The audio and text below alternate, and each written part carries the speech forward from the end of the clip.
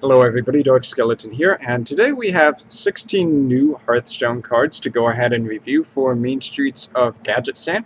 So we're going to just go ahead and get straight into this card review, starting with Smugglers Run, a 1-cost Paladin spell that gives all minions in your hand +1/+1. There was a Druid spell that was very similar to this, give all minions on your side of the field +1/+1. Which is better? It kind of depends on what situation you're in. Obviously, Smuggler's Run is the slower card because you don't get any immediate benefit from it.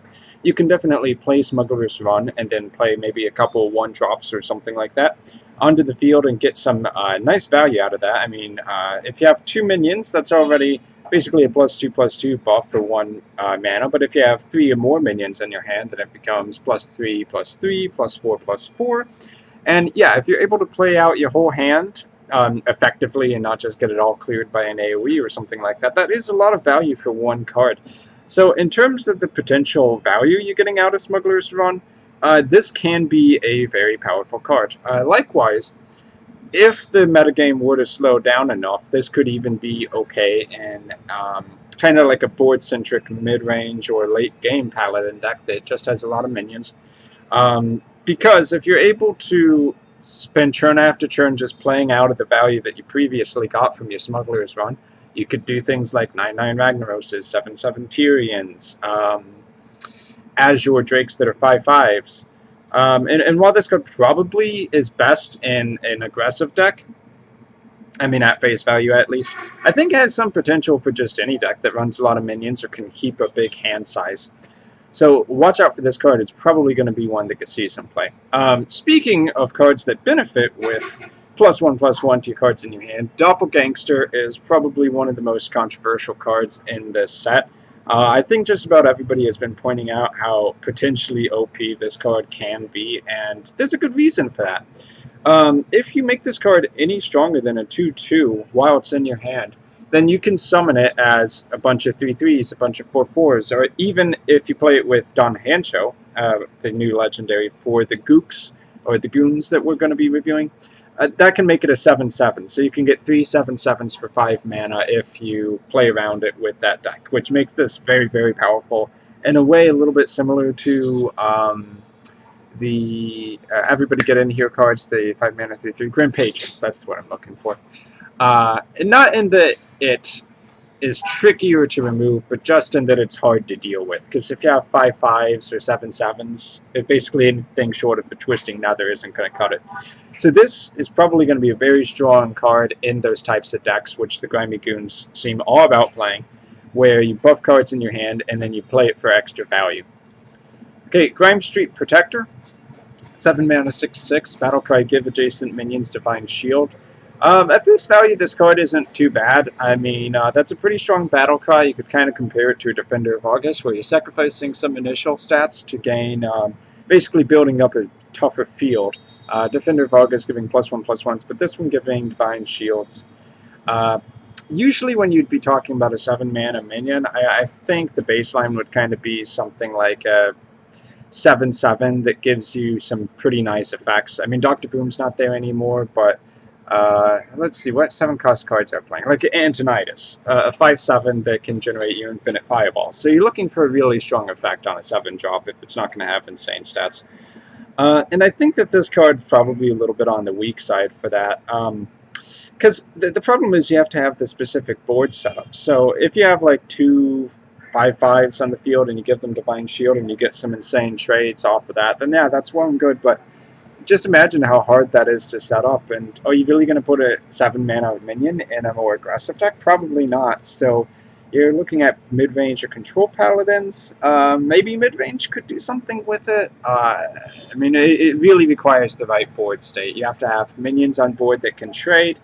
They have to have minions on the board for you to trade into. And then you have to have 7 mana spare to drop this guy. So, just because it's so situational, I feel like this is more of an arena card than anything else. Probably not too great, but we'll see. Okay, Grimy Gadgeteer. Probably one of the more insane cards in the set, especially when you factor in the Doppelganger kind of crap.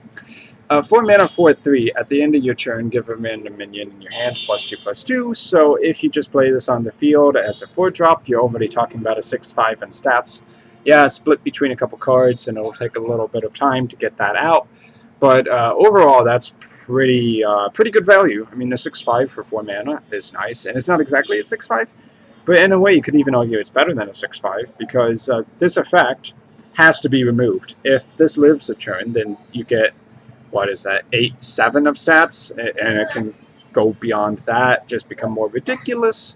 And if you're playing those kind of decks where all those minions really benefit from having the extra stats in your hand, like the Alley Armorsmith, then that 2/2 can make a huge difference. So just in general, this is going to be a really powerful card, even if you're not playing that kind of specialist hand buffing deck.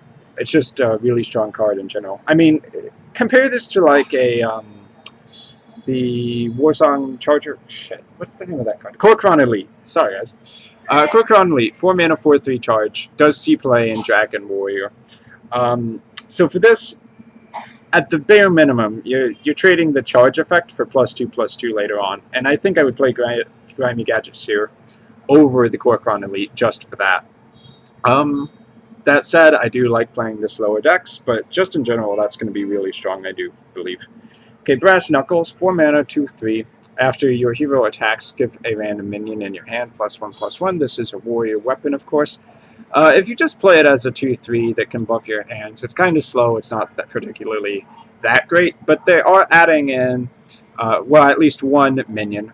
The 3/3 Crime Street something or another gives a random weapon in your hand, +1/+1. And I think if you make this a 3/4 weapon, it's a hell of a lot better. Because it's not just making the weapon stronger and better at getting trades, it's also giving you an extra charge on its effect. So, like, you could kind of argue Eagle Horn Bow isn't really that strong because it's a 3/2 weapon for 3 mana. Why would you want that when you can have a Fiery War Axe? But it's strong because of the synergy with traps. So this could be better than expected because of the synergy with those weapon buffing cards, which isn't too hard to imagine in a warrior deck. I mean, you could always play Captain Greenskin, or the new Grime Street card that gives a random weapon +1/+1, and then, I mean, a 3/4 is an Assassin's Blade, remember that. So an Assassin's Blade for 4 mana that also buffs minions in your hand on each attack, which you'll get 4 attacks on. That seems pretty good to me. But yeah, at face value, not the best, but if you buff it, I think it'll be pretty good. Okay, Rat Pack. 3 mana, 2/2. Death Rattle, summon a number of 1/1 rats equal to this minion's attack. People have been saying that this card's really strong, and I would agree with them, because at the worst case scenario, this is a 2/2 that gives you 2 1/1s, kind of comparable to a Haunted Creeper in Naxxramas, which was a staple Hunter card, and I think also Shamans played it a lot just because it was so sticky. But beyond that, I mean, you can play an Abusive Sergeant, a Dark Iron Dwarf on this, you trade it, and then even though that attack was temporary that turn, you get 2 extra rats, which is crazy. You can Houndmaster it to make it a 4/4 that death rattles into 4 rats, which is crazy. You can play the hand buffing cards, which, remember, hunters are the Grimy Goons, so there's a lot of access to that. Make it a 3/3 that death rattles into 3 rats, or a 4/4 that death rattles into 4 rats, or hell, even play 2 effects and make it a 6/6 that death rattles into 6 rats. Either way, as a base card, it's okay. Like basically like 4/4 stats spread across 3 minions. But the moment you buff it, it becomes pretty crazy. So I think that, at least for this set, it's probably going to be a staple Hunter card. Also, I like the fact that the Rat Boss has a hat. That's pretty sweet. Okay, Knuckles. I think people have been underestimating this card a little bit. Yeah, it's a 5 mana 3/7, and that's not the best stat line in the world. After this minion attacks a minion, it also hits the enemy hero. So in a way, it has Wind Fury.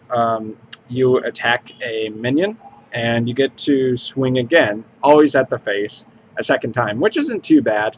But I think one thing you have to keep in mind is, A, this benefits from hand buffing cards, basically doubling up on any buffs you give it, because that extra attack you give it is also going to affect the opponent's face. And secondly, a 7 health minion is pretty beefy. I don't think there are many 5-drops that have that kind of stat line, so if you're going up against something like a mid-range shaman, you can punch through their wolves, you can punch their totems, and still be dealing damage to the enemy. So I think it's just a pretty solid 5-drop overall. And yeah, it does get better with the buff cards.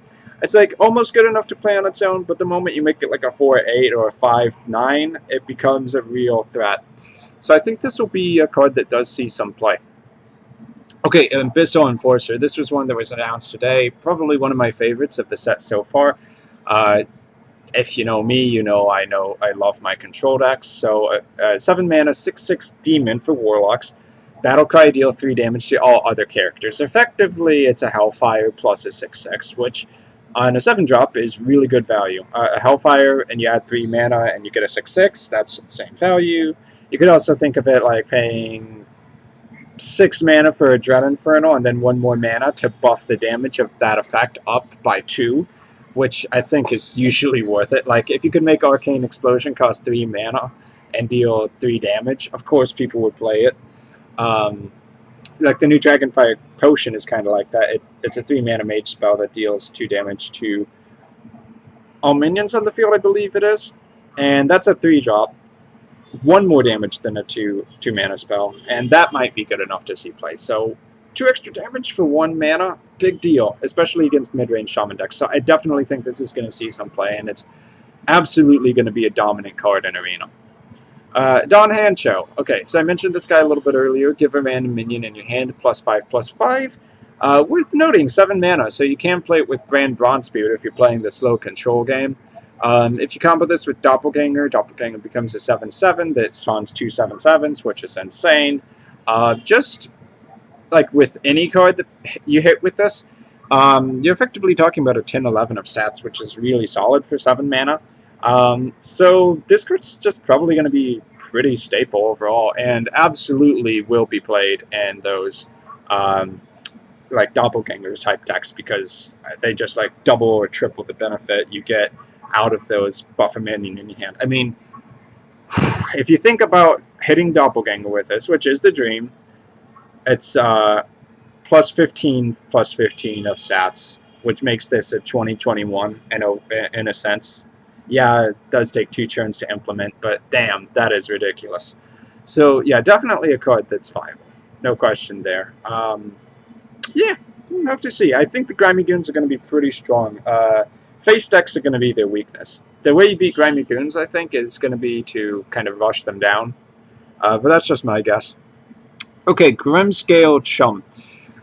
1 mana, 2/1 Murloc for Paladin specifically. Battlecry, give the man a Murloc in your hand, +1/+1. So effectively, if you're playing Murloc Paladin, probably more like aggressive Murloc Paladin, this is a 3/2 for 1 mana, in a way, which is ridiculous. Yeah, you have to spend 2 turns to play, but this is like a turn 1 play, and then you get that Murloc off. So it's absolutely going to get the stat value. So this is just absolutely a really strong 1-drop. That's about as much value as you can hope for a 1-drop, without it being game-breakingly OP. Because they had to nerf Lepronome, a 2/1 that dealt 2 extra damage to your opponent's face because that was too strong. But I think this effect might be even better than that. The problem is you have to play Murlocs. Are Murlocs going to be good again? Good enough. I mean, they were never really that good outside of Anything Can Happen Paladin. But, I mean, they have the new Ninja Murloc that Battlecry... no, not Battlecry. When it attacks, summons 2 Murlocs out of your deck.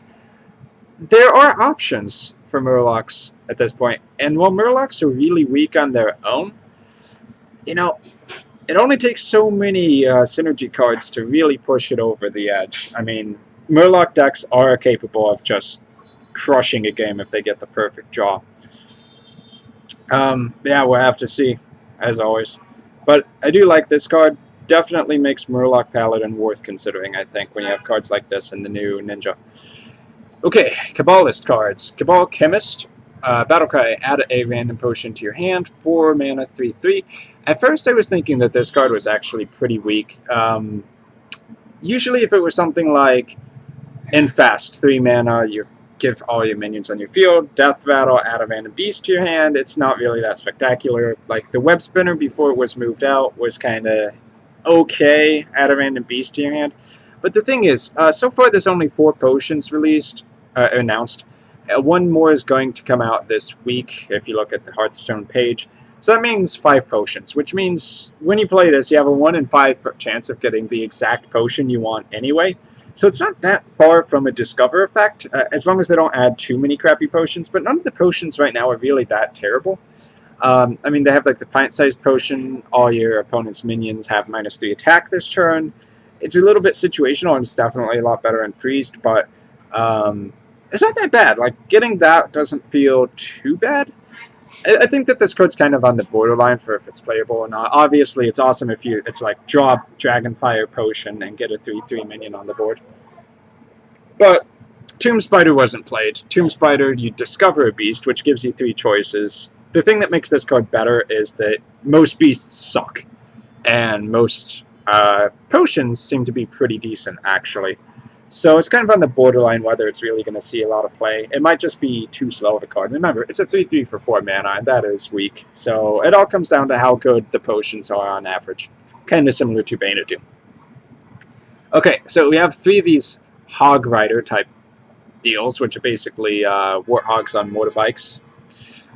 This is the leader of them, the 6 mana 6/6 Leatherclad Hogleader. Battlecry if your opponent has 6 or more cards in hand, gain charge. And I think this might be the one I like best out of all 3 of them, because forcing your opponents to have cards is something you can do, especially if you're playing a deck like Druid. You can play Naturalize, Cold Light Oracles. Like, just don't care. Give your opponent as many cards as they want. Because most people, they play decks with a lot of card draw anyway so that they can keep their hand going. I mean, Azure Drakes, and like, I would hazard to say the majority of decks. So the idea of your opponent playing really greedy and drawing a lot, and then you're just like, here, take more cards, and I'm going to charge your face with a 6 mana 6/6, deal 6 damage immediately, isn't actually too bad. And if you're playing wild format, you could throw in Clockwork Giants too, which the cost gets reduced by 1 for every card in your opponent's hand. So you can play that kind of style where it's just like, okay, I'm going to play a lot of big threats, and I'm going to cheat you out of the board with cards like Naturalize. And just from pure tempo, I'm going to crush you. It doesn't matter you have 10 cards in your hand, because you can't possibly play them all anyway.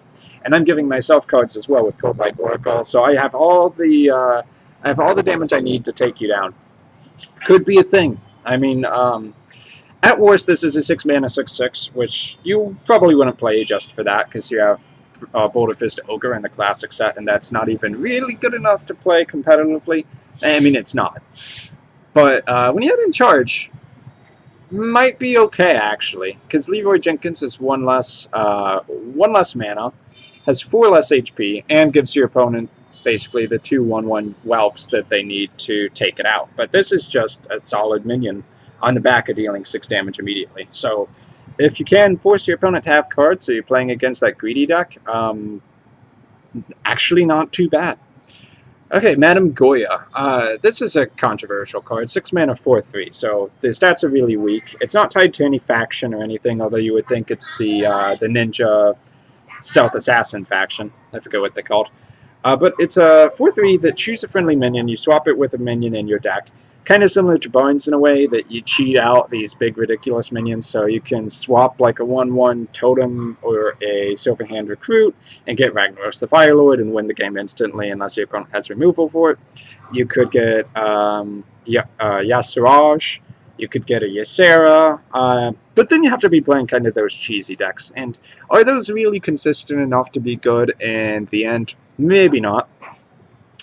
But you could also just say, well, you're going to play like a control paladin or a control shaman that has a lot of top-heavy minions, but then you support your early game with Feral Wolves or other spells that summon minions, Maelstrom Portal maybe, and all the minions in your deck are big, so you use this to get one of your big guys out early so that you don't fall too far behind in tempo. You put a huge threat, your opponent has to spend the turn removing it or lose.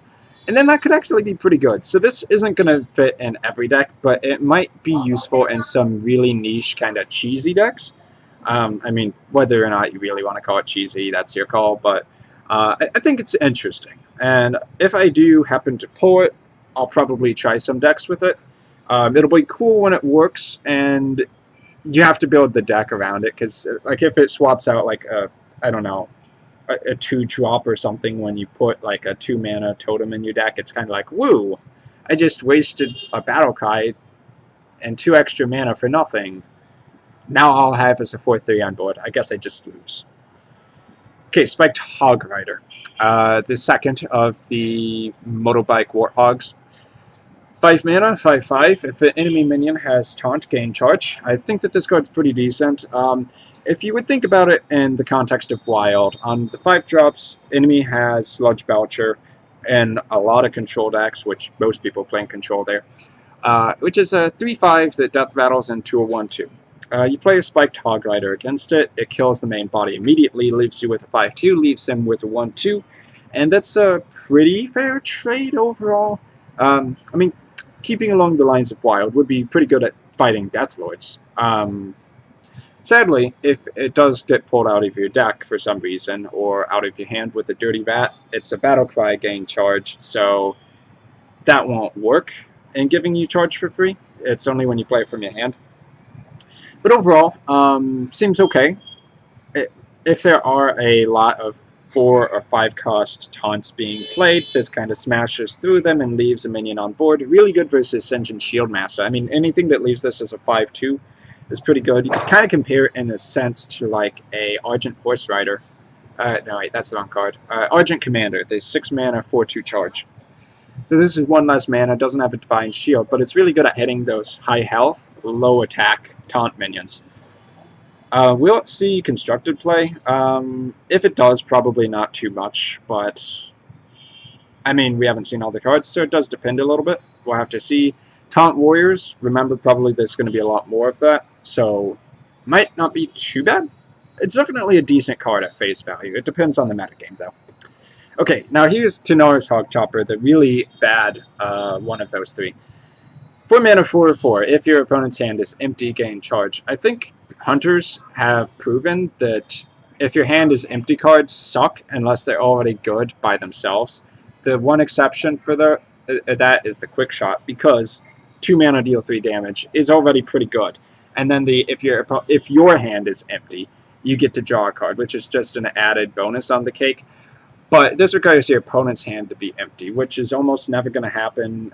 Like, there's no discard effects in the game, so I don't see how you're going to make your opponent's hand empty. And if your opponent's hand is empty and yours isn't, doesn't that mean you've pretty much already won the value game anyway? So this is basically just a 4 mana 4/4 in almost all cases. 95% of the time, worse than Ogre Magi. At least Ogre Magi has +1 spell damage, but you don't even really take that in Arena often unless you have to. I think definitely in the bottom 10% of 4 drops, maybe the worst 4 drop ever released to the game. I think I like Mogushan Warden better than this. 1/7 4 mana taunt, simply because it has taunt. It's a nice wall. Yeah, this is a terrible card. Sorry to say, just your opponent's hand isn't going to be empty, and even if it was, it's a 4/4 with charge, which I guess is like a Corcoran Elite, but Corcoran Elite always has charge, not 5% of the time. Okay, Volcanic Potion. I did mention this card earlier. 3 mana, deal 2 damage to all minions. Mages do have a lot of AoE. They have Blizzard, they have Flame Strike, they have Arcane Explosion, and now they have Volcanic Potion. I'm probably missing a couple. They have the 3 mana, 2/2 Battle Cry, deal 1 damage to all enemy minions. Is this necessary? Well, you know, I don't really think so.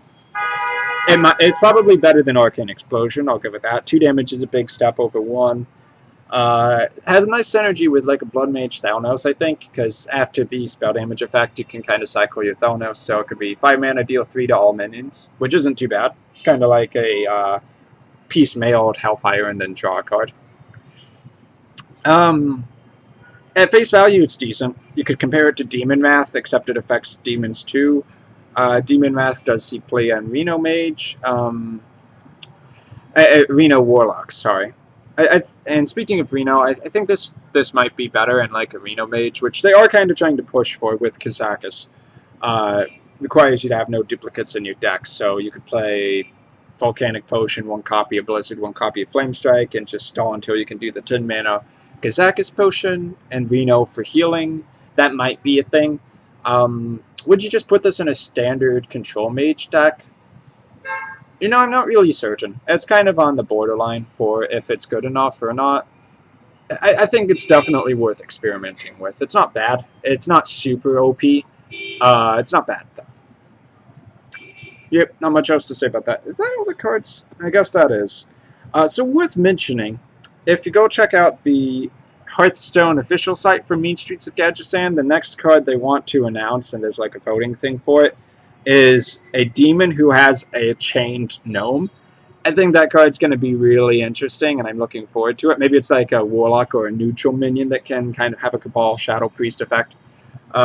Yeah, I think that's pretty funny, though, so you might want to go ahead and check that out. Anyway, I've been Dark Skeleton. Thanks for listening to my card review part 4 for Mean Streets of Gadgeteer, and as cards come out, I will be continuing the review. So, until then, guys, I will see you then.